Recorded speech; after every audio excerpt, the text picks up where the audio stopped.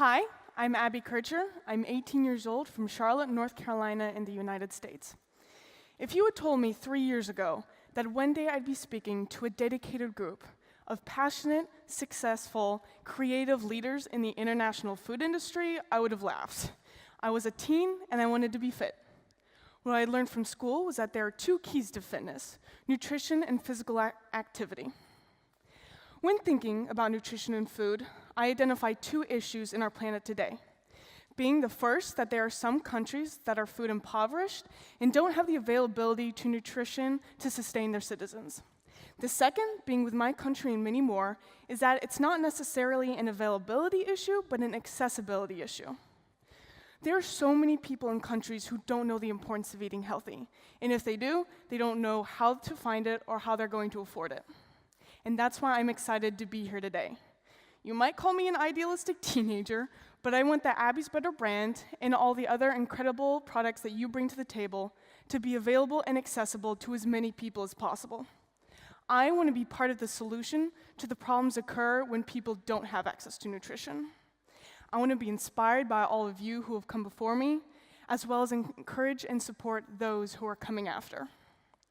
When I started my journey, I was not thinking of changing the world. I didn't see myself as an innovator, a maker, or a dreamer. I was just bored and hungry. But since then, after interacting with people like you, and most importantly, people in grocery stores, food expos, and farmers markets, I've realized that I can make a difference in a person's life, one taste at a time. Thank you very much.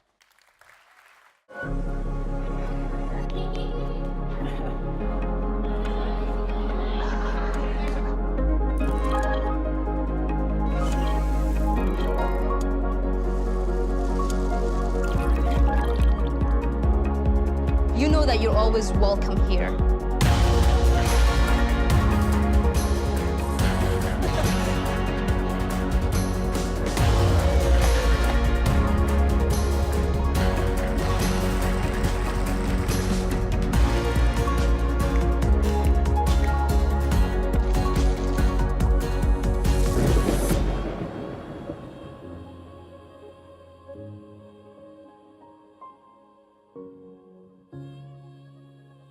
We'll do what we always do. We'll go forward.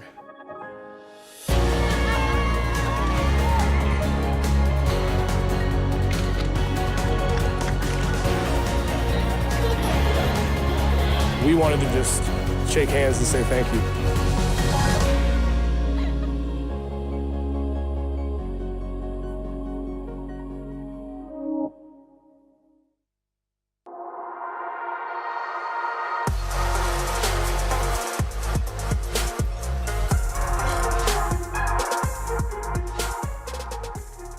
Wow, what an incredible company, right? All right, there are few things in life that I relish the way I do that first cup of coffee in the morning. I mean, the smell, the taste, even the simple routine of waiting in line to get it. And I know I'm not the only one in this room that feels that way. I mean, come on, we're in Italy. Italians, you guys like your coffee. You do it damn well. Well, we have our next speaker to thank for our sanity and our caffeine-fueled mornings. As executive chairman of Starbucks, Howard Schultz has revolutionized the way we consume and appreciate coffee. But he's done more than popularize the nectar of the gods. Schultz's leadership has set new standards for corporate responsibility and employee benefits. Workers at Starbucks not only receive generous health care, but also stock options and free college tuition. For these practices and others, the company is continually ranked one of the best places to work in the world. And the company not only does good, it does well. Today, Starbucks is valued at over $80 billion with more than 20,000 stores worldwide. Now, Schultz grew up in a working-class family in Brooklyn and experienced firsthand the struggle to make ends meet. He observed his father toil in a series of jobs from factory worker to cab driver. One of Schultz's driving forces in shaping the ethos of Starbucks was to create the company that his father never got the chance to work for. After earning an athletic scholarship to Northern Michigan University, Schultz became the first person in his family to graduate from college. And it wasn't long after university that Schultz found himself in the coffee world, selling European coffee machines in the US. And it was through that job that Schultz first encountered Starbucks Coffee, Tea, and Spice Company, which, at the time, was a small operation in Seattle that sold high-quality coffee beans. But Schultz saw in that small coffee bean merchant a boundless potential for something world-changing. And in 1982, he joined the company as its director for retail operations. And in 1987, he bought the company and became CEO and forever changed the way we think about coffee. So here we are in Milan, the capital for food innovation thanks to Seeds and Chips, but also it's the city of the cappuccino, the latte. It was here in Milan that Schultz was hit by the lightning bolt of inspiration, that in Milan, coffee is so much more than just a beverage. It's a romantic, theatrical experience, an experience that the rest of the world was ready for.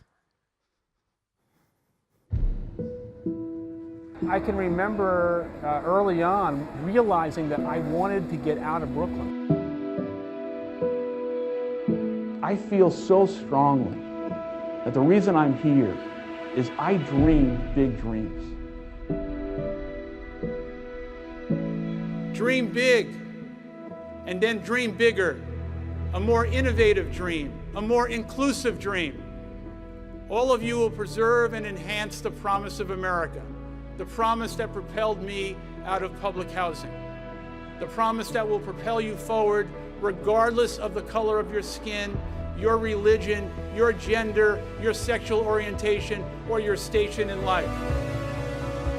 If you dream big and surround yourself with great people and leave your ego at the door and share success with others and have a little luck along the way, you can do anything.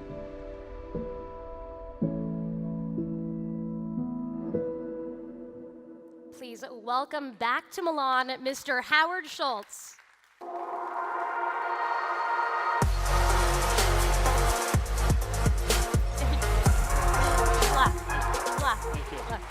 Thank you. Thank you very much. You know, Rachel did such a good job telling my story that there's not much more to say. I'm honored to be here, and I've been asked to share the growth and development of Starbucks Coffee Company with you. And I hope that our lessons learned and the mistakes we've made, that we can share some things with you that you can take away. I'm here to talk about business, but the truth is I want to talk about love and I want to talk about humanity. Not two words that are generally used in business schools or in a business class. But when I think about transforming the work that we have to do today in a very changing world, it's going to be the work of all of us to recognize that we have to do much more for the communities we serve, the employees who work with us, and in a sense, I think the role and responsibility for businesses and business people, in view of the fact that governments across the world are not doing their share, businesses are going to have to do more. I mentioned love and I mentioned humanity. The question I want to pose and answer is, what does it mean to love something and the responsibility that goes with it? And what does it mean to be a financially performance-driven company through the lens of humanity? So let me take you back to how I grew up and how it shaped my life and the scars that I have of being a poor kid that grew up in public housing in Brooklyn, New York. And I think, like every one of us in this room, our life experience has shaped us. And my life experience shaped me in how I would try and not only live my life through a set of values and guiding principles, but in terms of Starbucks, trying to build the kind of company that would not only make impact in the world, but achieve the fragile balance between profit, social impact, and conscience. I grew up in Brooklyn in public housing. My dad was a World War II veteran and came back from the war. And unfortunately, the aspiration and the promise of America and the American dream just was not available to him. He had a series of very bad, low-paying jobs, and in the winter of 1960, he was a truck driver delivering and picking up cloth diapers. A winter storm, he fell on a sheet of ice, broke his hip and ankle, and in 1960 in America, if you were a low-paying, uneducated worker, you were basically dismissed if you got hurt on the job. There was no health insurance, there was no compensation, he was fired. And at the age of 7, I witnessed what would happen to a family that lost everything. Those scars, the vulnerability, the shame, all of that happened to me at 7 years old, I stand here before you naked with those scars today, still with me. Now, I never knew or imagined that one day I might be in a position to either be part of a company or let alone build a company that would be the kind of company my father never got a chance to work for. But my ambition and my intent was to build the kind of company whose employees would go home at night and say to their parents, their partner, their spouse, I'm part of something larger than myself, and I'm proud of the intention of the company, and most importantly, I trust what management is trying to do. In 1987, we had 11 stores and 100 people working for Starbucks, and we had a dream to create a national brand in America around a cup of coffee. I had no money, no resources, and I was trying to get people to invest in the company. And just think about this. I said we're going to sell coffee in a paper cup. We're going to charge much more for it than anyone is paying in America, with Italian names that no one in America can pronounce. We're going to give health insurance to every employee. We're going to give ownership to every employee. Will you please invest in my company? How many hands are up? Well, you weren't alone, because I could not find many people to invest in a company that was going to give ownership and health insurance and share success with our people. But my belief, my strong belief, then and even more so today, is that success is best when it's shared. And that I've learned over these many years that many, many decisions in business don't necessarily have to be economically positive to the bottom line. In fact, we have made many decisions that are not in our economic interest. But the question is, not unlike a young child, you have to care, you have to nurture, and you have to love the child when you're building a business, because you have to imprint it with a set of values that will endure. And so we were able to raise the money, and we were able to begin building a national business.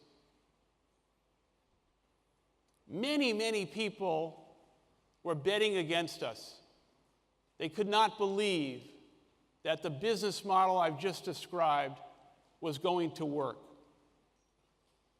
So in '87, when we had 11 stores, if we go all the way to today, with almost 29,000 stores and 350,000 employees who we call partners, and 100 million customers a week, and an extraordinary new Starbucks roastery that will open up in Milan, where it all started for me in September.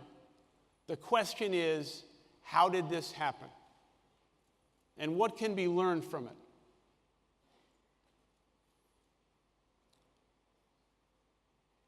What can be learned from it?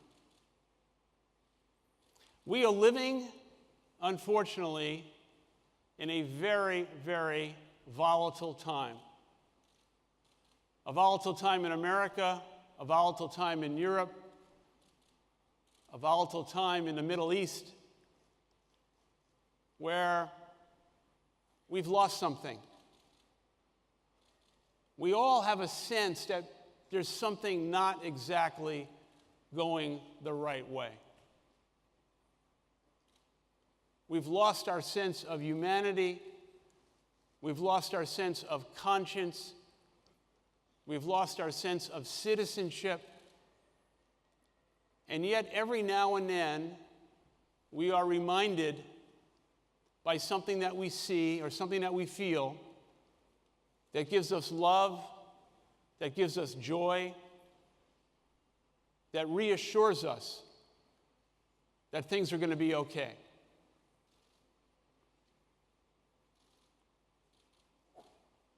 We built a company around the relationship that we have with our people, believing that as leaders and managers, if we exceed the expectations of our people, they will in turn exceed the expectations of our customers. We believed that if you share success with your people, there will be a sense not of obligation or responsibility, but a sense of motivation and passion to do things that they would do for the company if they owned it themselves. We also learned along the way that success, despite this framework, is not an entitlement. It has to be earned. It has to be earned every single day.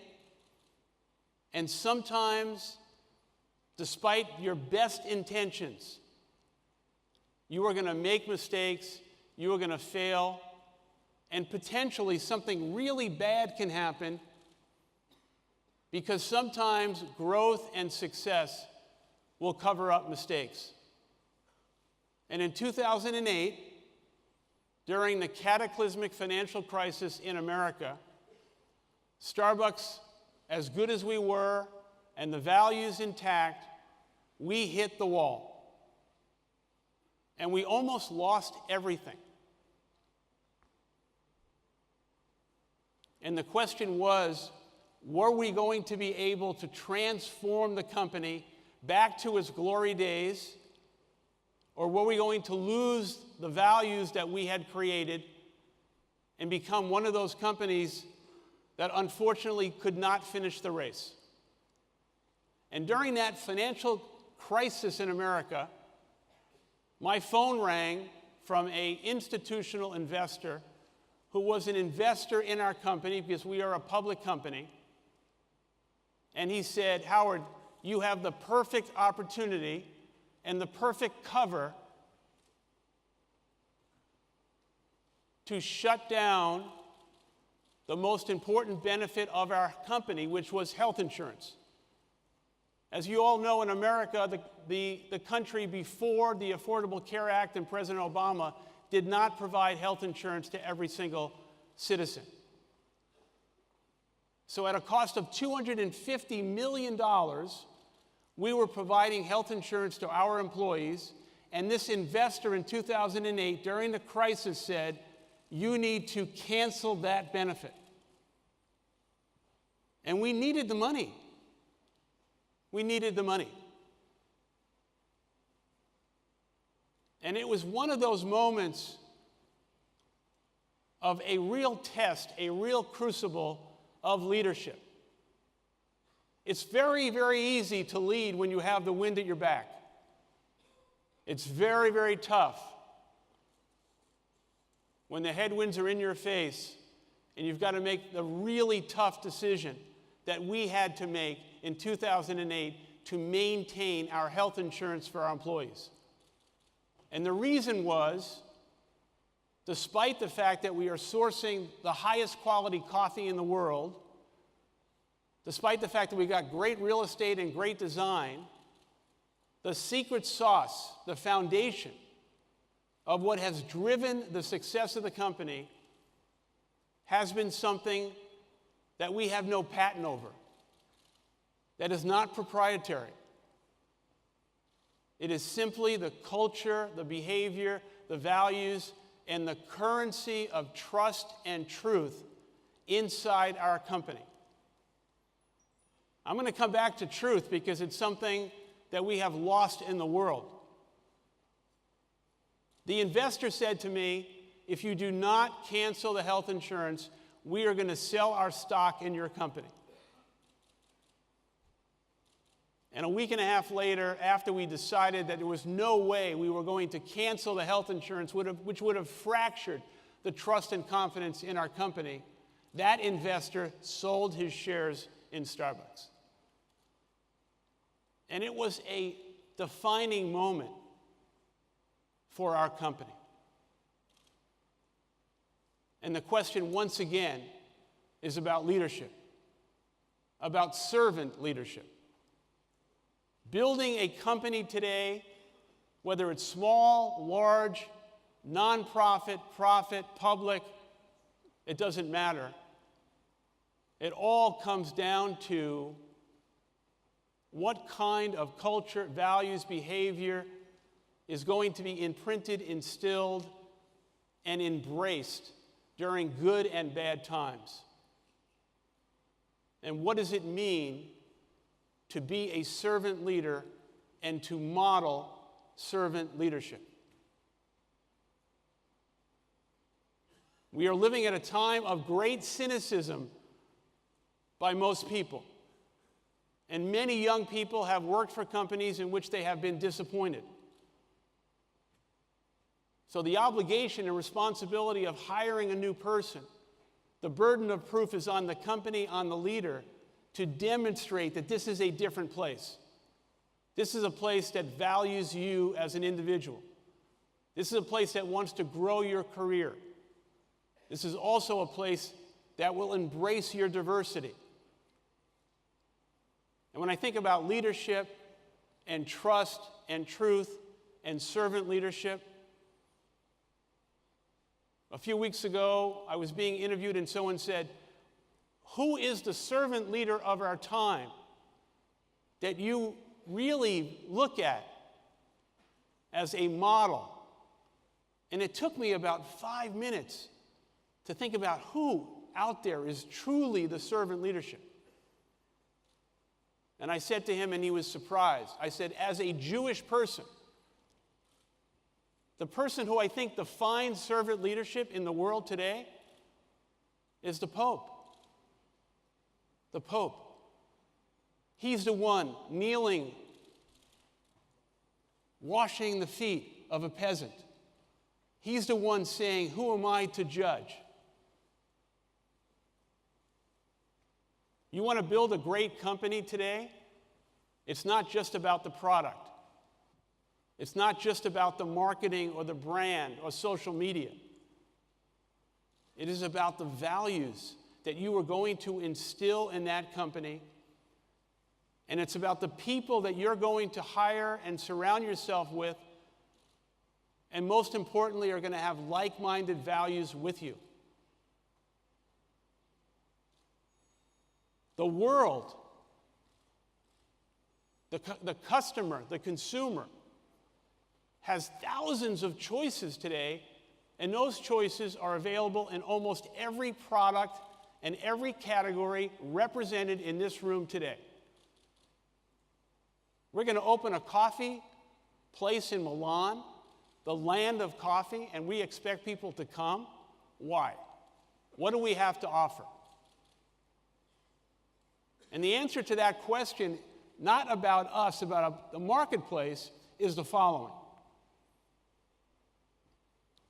I mentioned truth and trust and transparency. The marketplace is an open source environment in which the consumer knows every aspect of your company and every aspect of your product and what you stand for.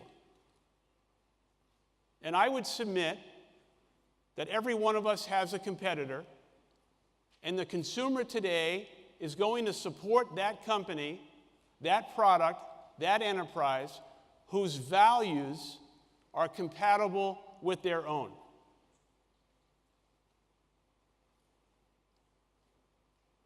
If your values are not honest, are not truthful, are not trusted, but in some way are wrapped up in some PR and marketing and social media campaign, and it's not real and it's not authentic, forget it. It's the wrong direction. You want things to stick? Make your people proud. They will make the customer proud. I sit in our leadership meeting once a week, and I sit in our board meeting once a quarter, and for the last 35 years, I've had in my mind 2 empty chairs in those rooms. One chair is a customer, and one chair is a Starbucks employee. And every time we're getting ready to make an important strategic decision about the company, I ask myself, is this decision, this direction, this strategy, is it going to make our people and our customers proud? And if the answer is yes, I know we're heading in the right direction. And if the answer is no, because we're going to make more money, or it's going to do something and advance the cause of the business, but it's going to destroy or dilute the integrity of what we stand for, I don't want to do it. Think of it this way. The metaphor is 2 reservoirs. One reservoir is the place where you make a deposit as often as you possibly can into the values of your company. The other reservoir is things that you have to do to make the business profitable, to grow the business, and think of it, every now and then you've got to withdraw something out of that reservoir. Metaphorically, make sure that the reservoir that's filled with values and goodwill and trust and confidence and integrity and in ethics and in truth, that's what you want to keep filling up. We have demonstrated as a company that the economic decisions that we've made that are not in our interest have turned out to be some of the most important things that we have ever done. Let me give you an example. We have 3,300 stores in China. We open a store every 15 hours in that country. For 9 consecutive years, we lost money in China. As a public company, Wall Street was banging on us to close that business in China. It was never going to work. The Chinese are never going to drink coffee. And we persevered, not because we were smarter, not because we were arrogant. We just believed that we had to keep going. And we were looking for the unlock. What was the unlock of the values that we had in America that for somehow were not transferring to the values and understanding and the relevancy of Starbucks in China? And the unlock was the unusual, loving, joyful, beloved relationship that exists between the parents and their one child. And that one child was working for Starbucks. So we had this idea, this crazy idea, that we were going to start having annual meetings once a year with the parents of our employees in China. Now, I brought that idea back to Seattle, and they laughed me out of the room.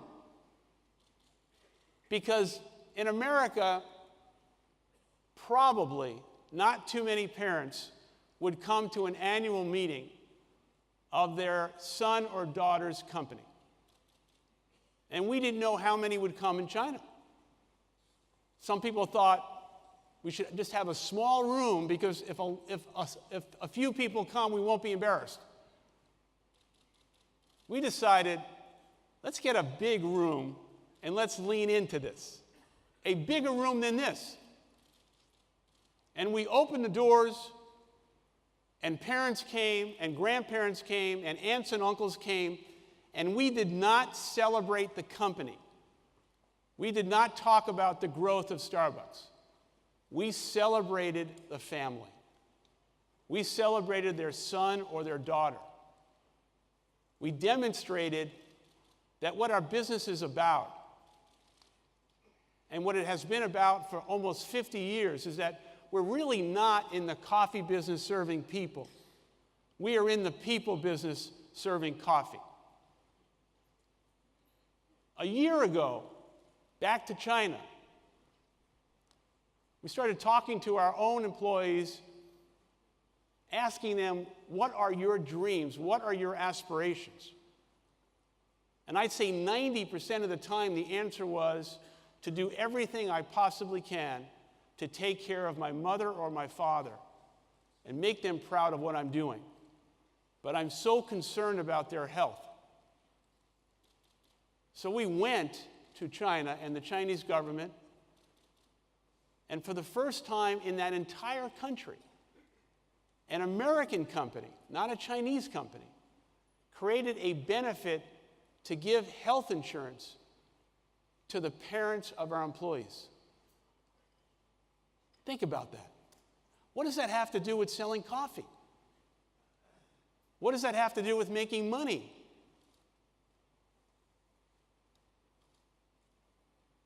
So that kind of gesture for the last 48 years is imprinted in the way that we want to do business.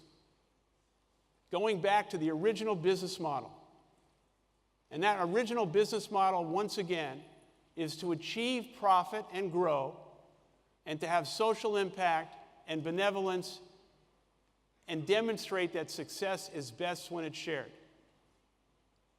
And if I take a step back from where we are as a global society, where governments across the world are having difficulty taking care of their citizens, I believe very strongly that we have an individual and collective responsibility to do everything we can for the people that we employ and work with, and to do everything we can to serve our communities, and obviously do everything we can to improve and enhance and preserve the planet.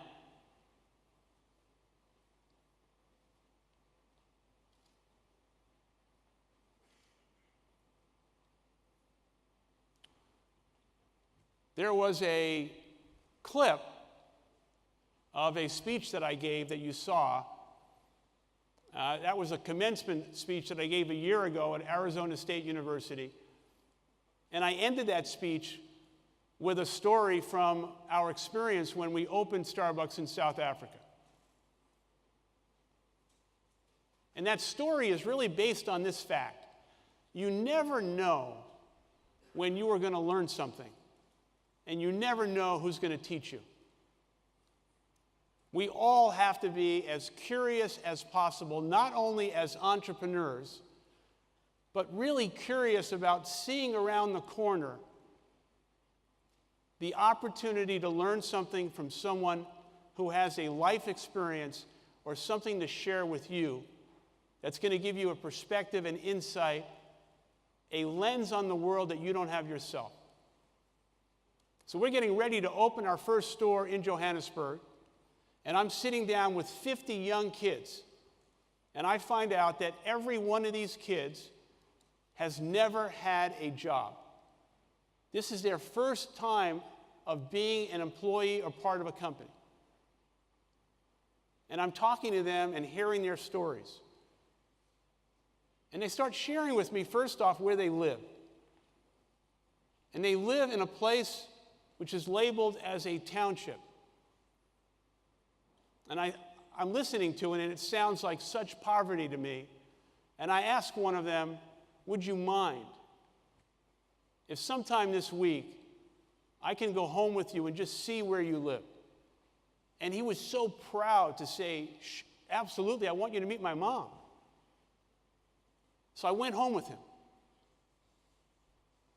Now, I told you I grew up in public housing. I was that poor kid. I have seen poverty. I have the scars and vulnerability and the insecurity of being that poor kid. But I have never, ever seen poverty like this.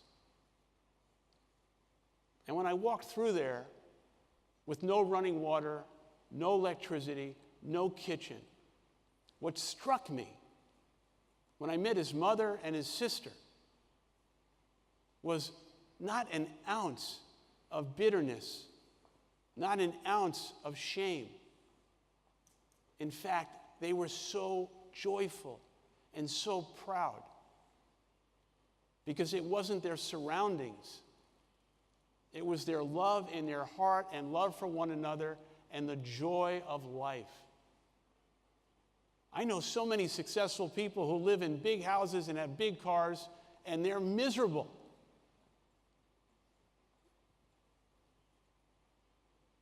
So I'm sitting down with these kids,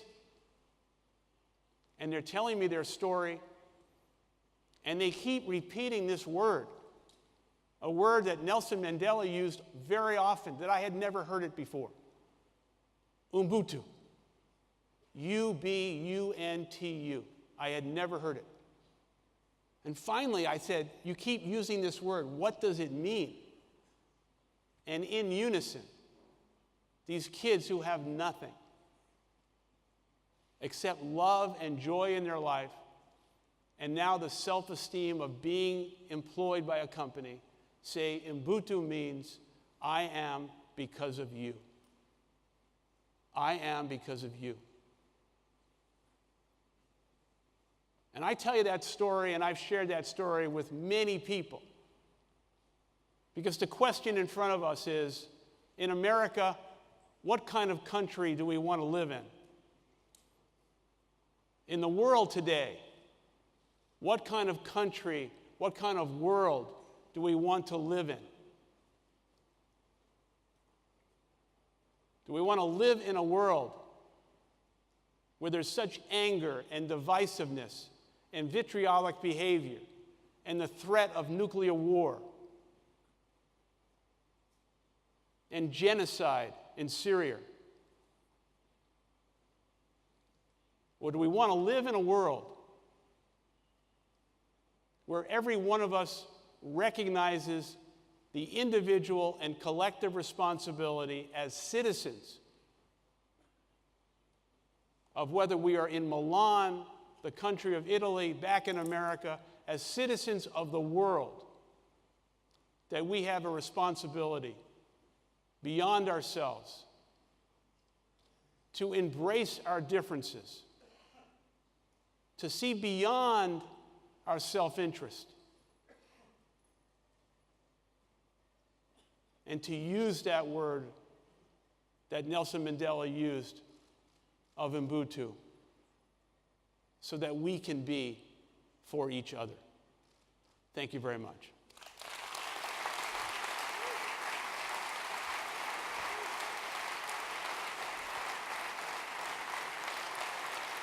Thank you. No, wait, Howard, don't go anywhere. We have a surprise for you. Sorry. No. I think they're so taken with you. Thank you very much. Thank you. Thank you. Thank you. Thank you. Thank you. Wow. Thank you very much. All right, guys, I'm so sorry. But we have a surprise for you, Howard. Before you sit down, we have a dear old friend of yours, Angelo Moratti, here to surprise you and say hello. And Angelo.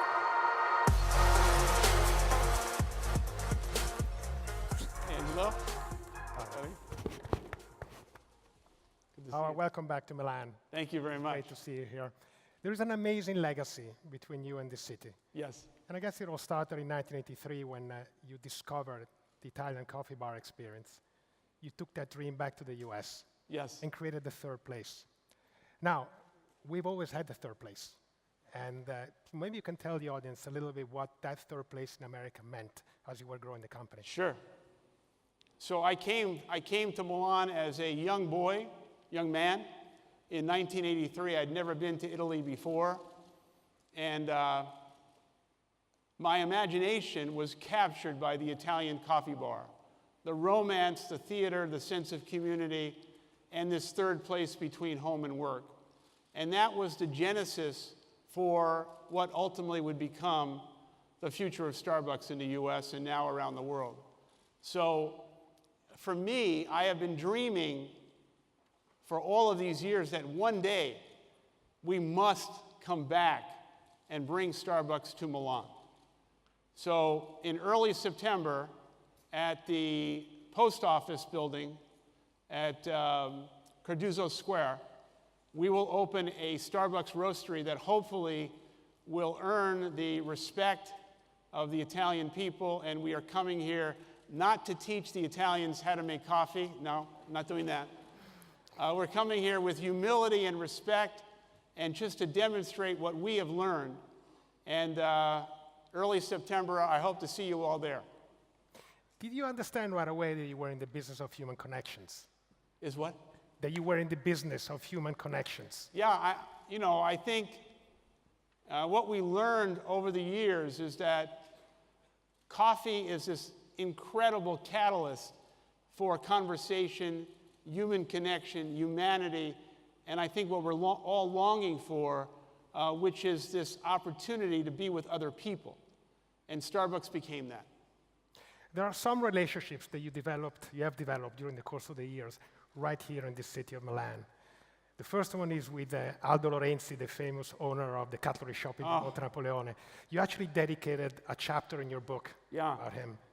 So, people ask me, where do you get your own inspiration from? And I view myself as a merchant, which is an old style, really business. And there are few merchants in the world today.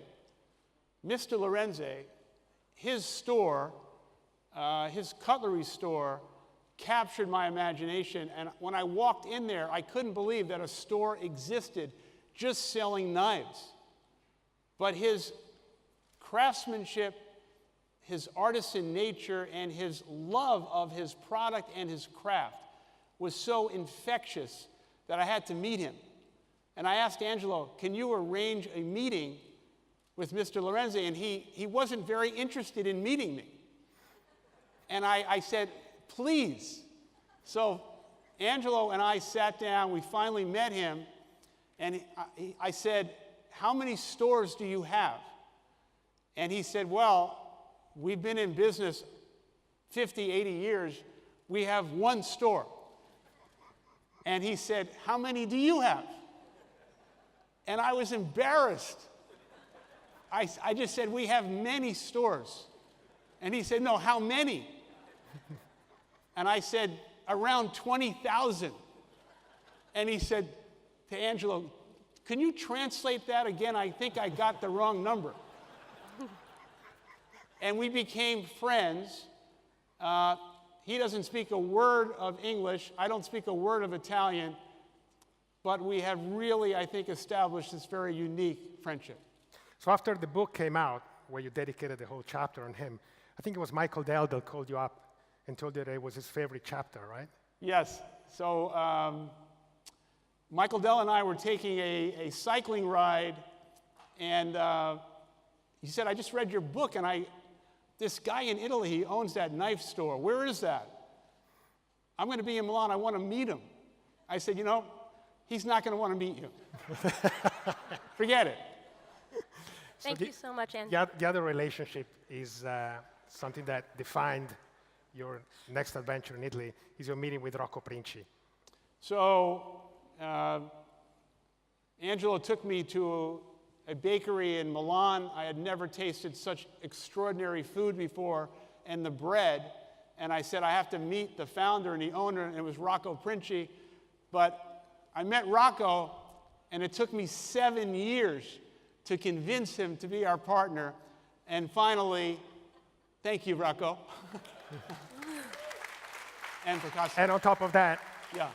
you got to meet the Percassi families. So I think we could not come to Italy without having a partner with like-minded values, a partner that really would understand the essence of Starbucks. And I'm so proud of the fact that the Percassi family is our partner, and thank you. Thank you so much, Angelo. So Howard, you Angelo, left. I'm so sorry to cut off the love fest, but we Okay. have the young young minds coming on. You left Italy in 1983 to pursue a dream in the US. Yes. And now you're coming back to Milan to pursue a bigger dream. Coming back, and the roastery will open in September. Angelo, you. thank you so much. Thank you so much, Thank you. Angelo. Thank you, Howard. So, Howard, I'm going to have you sit right there. And now I would like to invite to the stage Rama, Thomas, and Haley, our young, brilliant innovators and teen-innovators.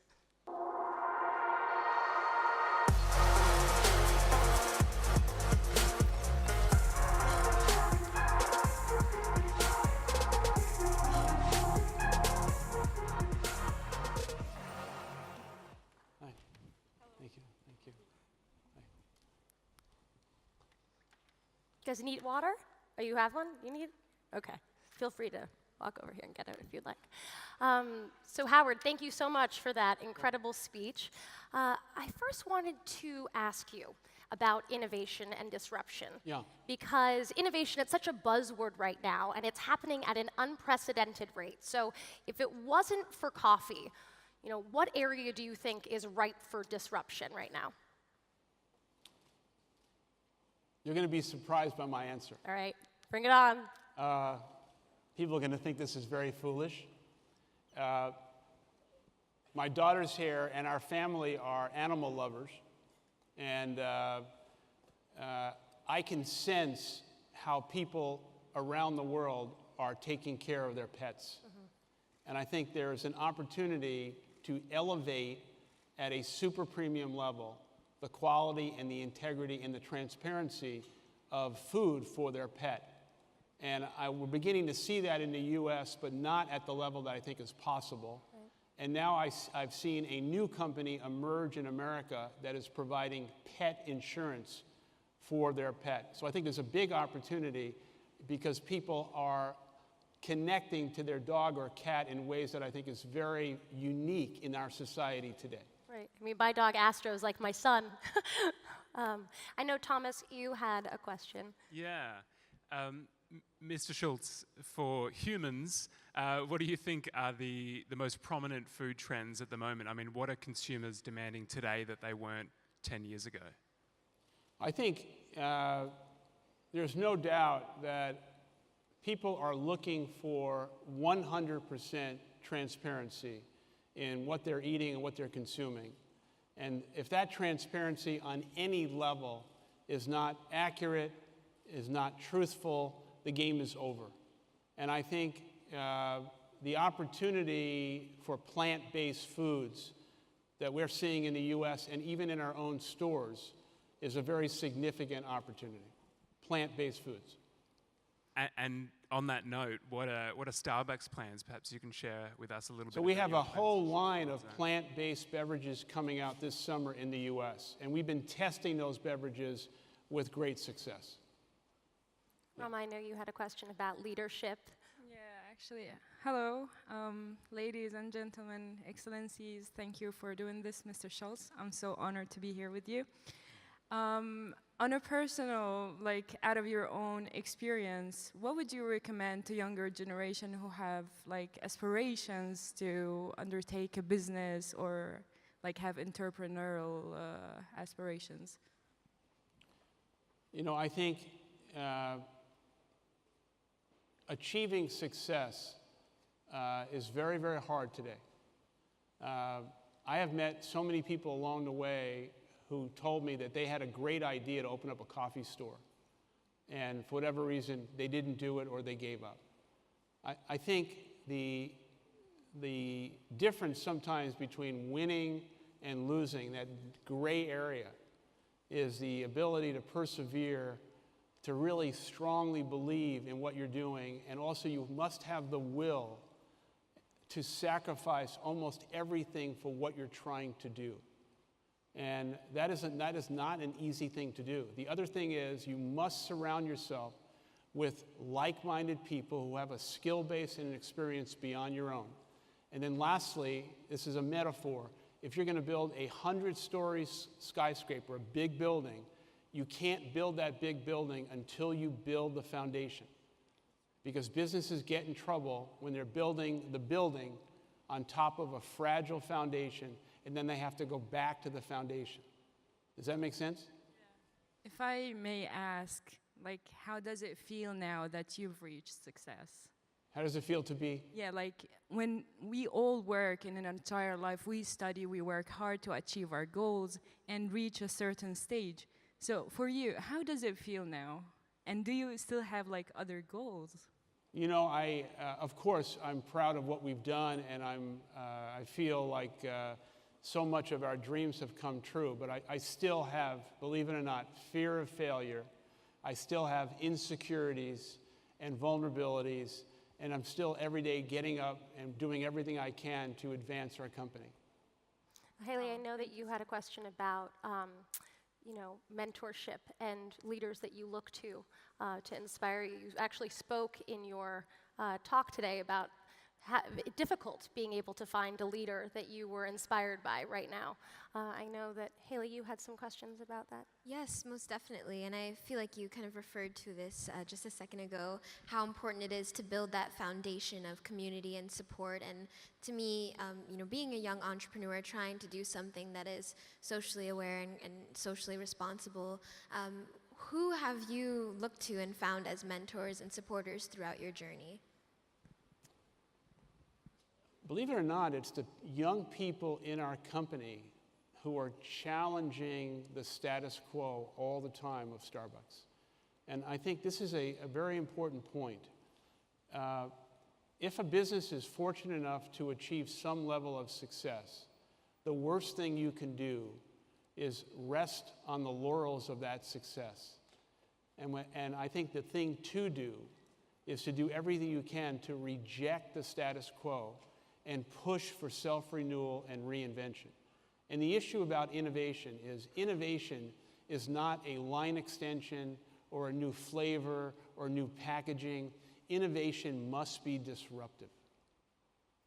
Absolutely. And to clarify, I guess during your journey, who was a mentor to you, whether that was family or did you have to be kind of your own support system in the beginning? How did you come to have this community that you have now? I married the right woman who has been at my side for the last 40 years. I think you have to have the right partner because this is business and family is a team sport. Mm-hmm. Howard, you spoke about... Oh, I think we have a surprise moment here.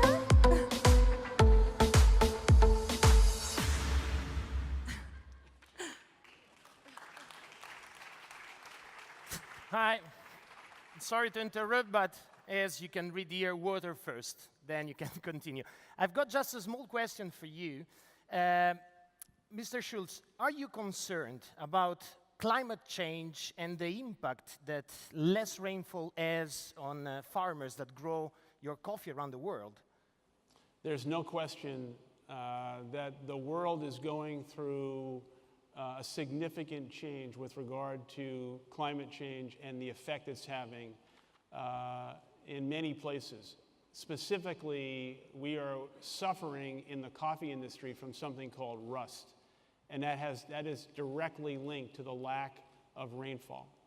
And so what we're doing is many things. First off, we have planted over 20 million new trees over the last few years. And secondarily, we have built the world's probably finest sustainable coffee farm in Costa Rica, 600 hectares, and we're sharing the best practices of sustainable coffee farming with the entire industry. And then we've opened agronomy offices in every region in the coffee world to help farmers and teach them these practices. Wow. Thank you. Thank you very much. Thank you. Thank you. Thank you. So Howard, you were a pioneer of corporate responsibility and employee benefits or partner benefits. Why do you think that more companies haven't followed in your footsteps? Like, why haven't they gotten the hint? Because it's clearly working so incredibly well for you guys. Well, first off, I've never been a fan of the term corporate social responsibility or CSR. And the reason is, it feels to me that almost suggests it's going to be adjacent to the core business. And so what we've tried to do over these many years is reject that term and ensure the fact that the strategy of the company, which is customer-facing or market-facing, is integrated with the social impact agenda that we have as a company. So whether it's marketing or supply chain or coffee roasting, social impact must have a seat at the big strategy table and be integrated into the whole business. Why other businesses have not followed, I think many have. A public company in America today is under tremendous short-term pressure, and I think financial performance must be established in order to have the license to do the things that we've been able to do. To switch gears a little bit, you talked in your speech about leadership. What do you think about leadership in America right now, American leadership? You're really going to ask me that? I am. We've got an international audience. They want to hear your thoughts.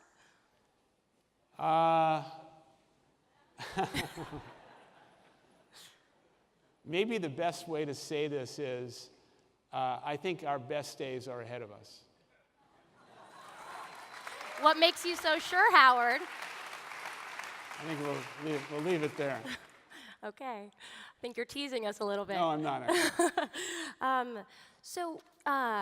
You spoke also in your speech about volatility in the world, that we've lost our sense of humanity and citizenship, and you said that there's moments that make people feel reassured. For you, what are those moments?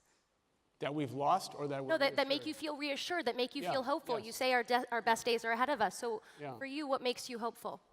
Well, I think one of the things that we've lost in our society is a level of civility, a level of respect, a level of dignity. However, in communities across America, in neighborhoods across America, there are small communities and neighborhoods of people, great Americans doing heroic things every single day. But unfortunately, those stories do not get told by the media. I'm not saying anything. But I think, I have great confidence and optimism in the American people. I think it's fair to say that the people of America are in many ways better than our political class. Ramine, sorry, go ahead, Haley. Actually, to add to this, I think that is such an important point, that it truly is down to the citizens ultimately to bring up awarenesses and to talk about the things that they care about. So for the younger generation that is growing up in a society and world that is full of turmoil and very confusing, crazy situations, what would be your advice to this next generation of potential leaders? How can they take these issues and do something about it? Well, my kids are 28 and 31, and I always encourage them to do everything they can to have impact in their daily lives, to volunteer, to be an intern, to make a difference in your community, to find a mentor. And whatever you're passionate about, do something that is linked to that passion and make a difference in one person's life. One person.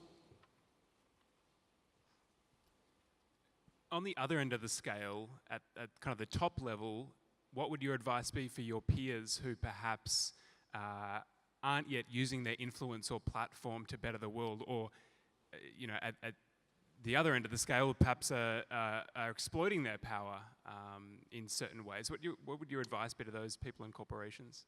I think for the past couple of years, what I've been saying publicly is that we can't wait for the government, that the role and responsibility of a business today and a business person, I think, has changed dramatically, and that we must step up and do more for our people and more for the communities we serve. And I think that's happening in many places in the United States where businesses are doing those things. And it's in our interest to do it because we will attract better people. As I said earlier, customers will recognize the values of your business, and it will have a force multiplier on your success. But businesses today cannot be solely focused on one thing, and that is making money. That is not going to be a sustainable business strategy. You must find the balance between profit and social impact. Rama, I know you had a question about adapting to the cultures of the community that you're entering. Well, I'm actually interested because I have been to many Starbucks around the world, and I have noticed like slight variations in like the decorations, let's say, or the place itself, but still it's a Starbucks.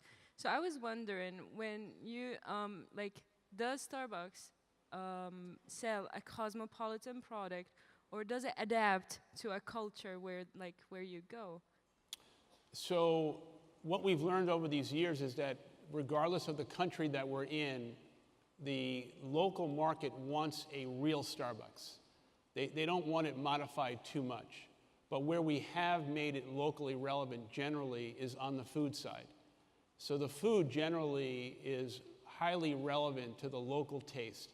But the design, the coffee recipe, more often than not, is the same. And the coffee is always 100% the same as it is in Seattle, Washington. I also have another question. What is it that Starbucks is selling other than coffee? I have been, for example, to Starbucks Lebanon, and I have noticed that the price we pay there is like a bit higher than other coffee shops, but people still go there and they spend a lot of time. So is there something else that you sell there but coffee? Well, I think in many ways we're selling something much more than coffee. We're selling an experience, we're selling a feeling, we're selling, I think, an opportunity to uplift people.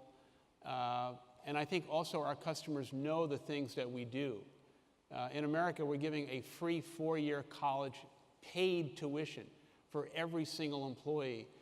Our customers know that, and I think as a result of that, the premium that we generally charge, I think people recognize it's worth it, not only because of the quality and the integrity, but also the things that we have done.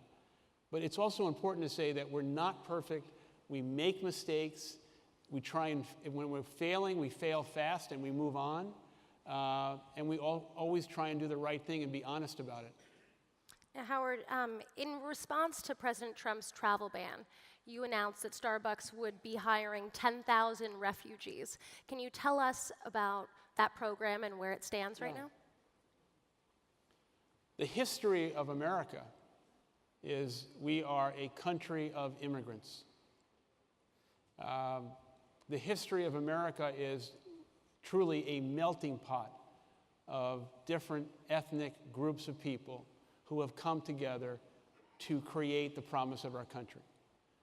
When I heard about the ban, within 24 hours, we announced that we would hire 10,000 refugees.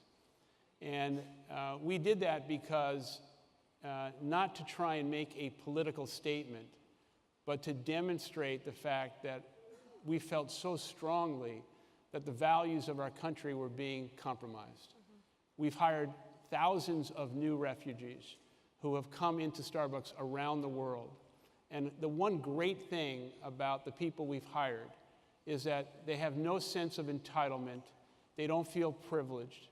They feel so respectful, and they come to work every single day doing the job because they're so proud and thankful for what we have tried to do.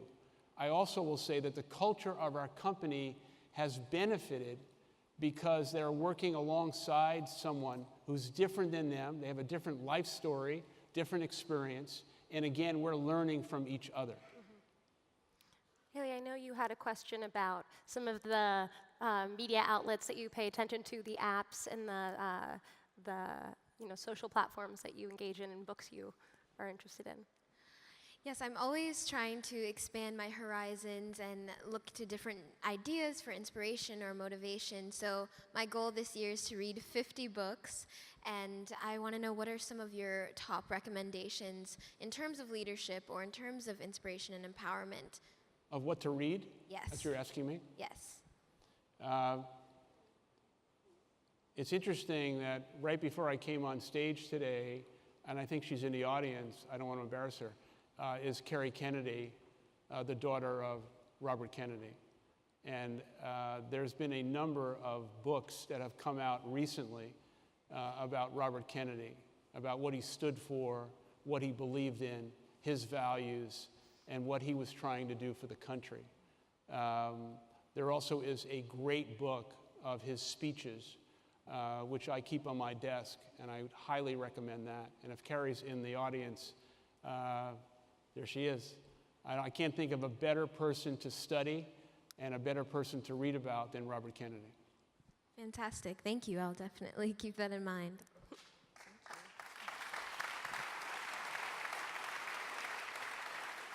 All right. So Howard, when you've been asked in the recent past about a possible run for president, what you always say is, I'm doing everything I can as a private citizen to advance the cause of the country. So can you tell us a little bit about what you are doing as a private citizen to advance the cause? And also, is there anything that would make you reconsider that stance, that would make you possibly run? So a week ago, an extraordinary museum opened up in Montgomery, Alabama. And we were talking about that off stage. So there's a person in America named Brian Stevenson, who is an African-American Harvard-trained attorney who has dedicated his life to defending wrongfully convicted, mostly African-American men who are on death row in America, in jail. But he just opened up the most extraordinary museum and memorial, which takes us back to slavery all the way up to modern day today. And I mention that because it's so vitally important that we really understand the truth and the essence of the American story. The reason I'm telling you that is, as we sit here today in Milan, there are almost 6 million young kids in America, ages anywhere from 18 to 24, who are not in work, not in school. Most of these kids are children of color, and our Family Foundation and Starbucks company has had 2 years now of these significant, massive job fairs where we convene 50 like companies. And last week we had one of these job fairs in Atlanta where 5,000 young kids showed up at 8 a.m. and we hired almost 2,000 kids that day. Wow. In the last 2 years, we've hired over 100,000 kids, but there's 5 million plus that are not in school and not working. These are the kind of social impact programs that the government does not have the capacity to deal with, that I believe the private sector can. And we are a convener of like-minded companies trying to make a difference in those kids' lives. And what about that second part of the question? I think my answer stands. Thank you. There you go. And I think we have one last question. I think Thomas wanted to ask you about your legacy. Yeah, I mean, moving forward, looking into the future, how would you like to be remembered by humanity in, say, 100 years? That's a hard question to answer. I would just say this, that we've had the rare opportunity to build a great enduring company, and we've impacted the lives of so many people. And I think we've demonstrated to hopefully many, many other companies that truly success is best when it's shared. Thank you. Thank you so much, Howard. Thank you. Thank you. Thank you very much. Thank you. Thank you. Thank you. Oh, but double kiss. We're in Italy.